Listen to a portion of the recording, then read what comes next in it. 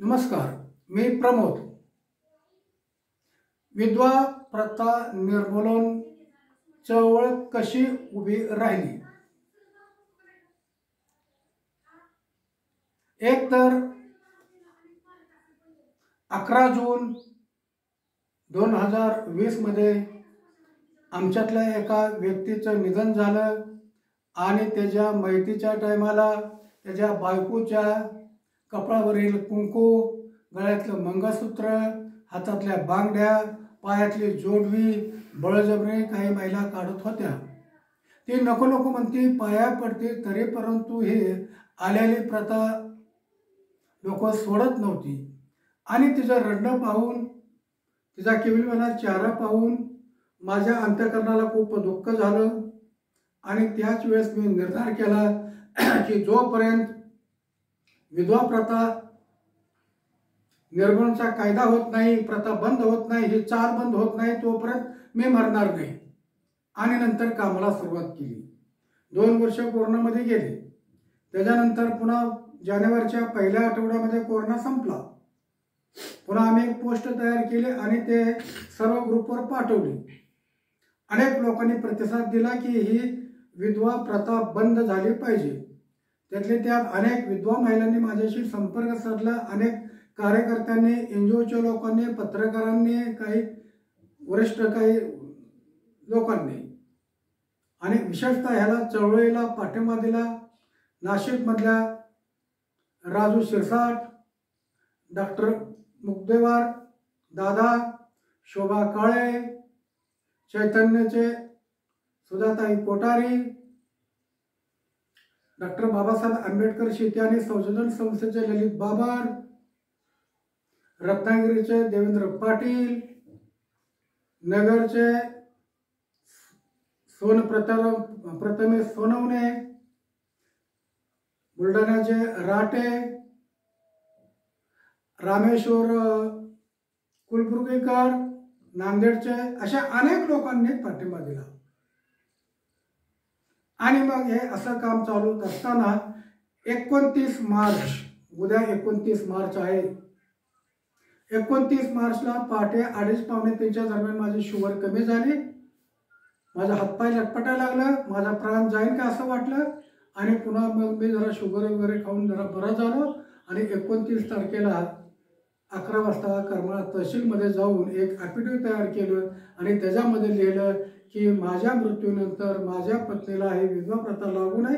तिचं कुठल्या प्रकारच्या कपाळावरचा गंध, गळ्यातलं मंगळसूत्र, हातातल्या बांगड्या किंवा जोडवी काढू नयेत. कारण प्रत्येक व्यक्तीला भारतीय राज्यघटनेने, संविधानाने जगण्याचा अधिकार दिलेला आहे.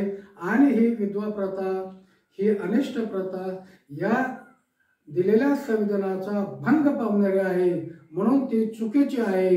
आणि ह्याच आधारे आम्ही हे एक मोठं चळवळ उभी केली. आणि त्याचाच भाग म्हणून 29 तारखेचा जे ॲफिडेव्हिट तयार केलं ते सोशल माध्यमातून प्रसिद्ध झालं. आणि त्याला नंतर पत्रकारांनी, मीडियावाल्यांनी खूप त्याला उचलून धरलं. आणि पुन्हा नाशिकमधल्या 16 एप्रिलच्या कार्यशाळेमध्ये चर्चेतून असं ठरलं की विधवा प्रथा बंद करण्यासाठी प्रत्येक ग्रामपंचायतीने याच्या 1 मे रोजी त्याचा ठराव करावा आणि प्रत्येक ग्रामपंचायतीने ही विधवा प्रथा गावातून हद्दपार करावी. अशा पद्धतीचे एक पत्र तयार केलं आणि महाराष्ट्रातील सर्व सरपंचाच्या ग्रुपवर पाठवलं. आणि त्याचाच परिणाम म्हणून हेरवाड तालुका शिरोळ जिल्हा कोल्हापूरचे सुरवंडा पाटील आणि त्या गावच्या ग्रामस्थांनी पहिला ठराव केला. आणि दुसरा ठराव केला डॉक्टर मुकदुम, गावाचं नाव मानगाव, तालुका हातकंगले आणि जिल्हा कोल्हापूर, ह्या 2 गावाने पुढाकार घेतला. आणि ह्याचाच रूपांतर 17 मे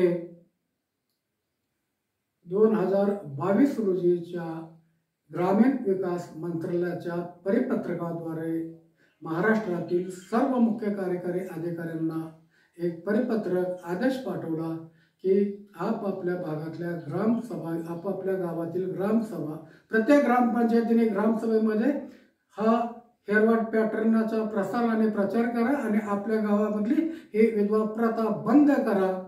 अशा पद्धतीच्या परिपत्रकामुळे आतापर्यंत जवळजवळ 8,000च्या आसपास आणि 1,000पेक्षा जास्त नगरपालिकेने अशा पद्धतीचे ठराव करून मोठी क्रांती केलेली आहे. आणि ह्याचाच परिणाम म्हणून अनेक ठिकाणी गोव्यामध्ये देखील चळवळ सुरू झाली आहे.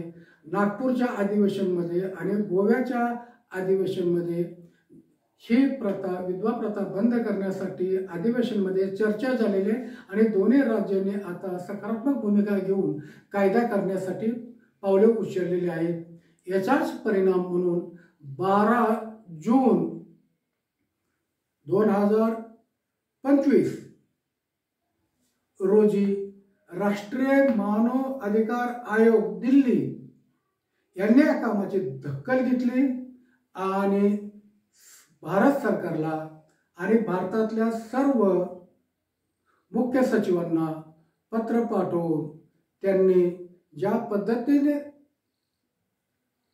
सतीची चाल बंद करण्यासाठी कायदा केला त्याच पद्धतीने विधवा प्रथा बंद करण्यासाठी कायदा करा आणि त्यांच्यासाठी कल्याणकारी योजना आखा आणि प्रत्येक जिल्ह्यामध्ये एक प्रकारचं युनिट करा.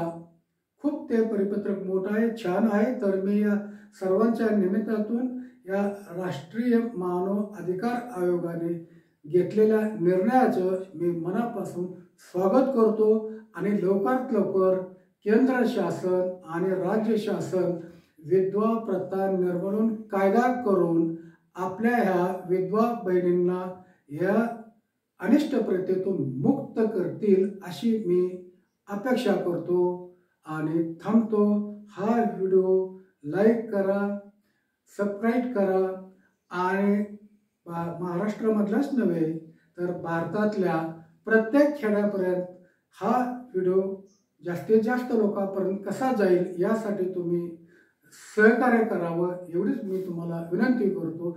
धन्यवाद.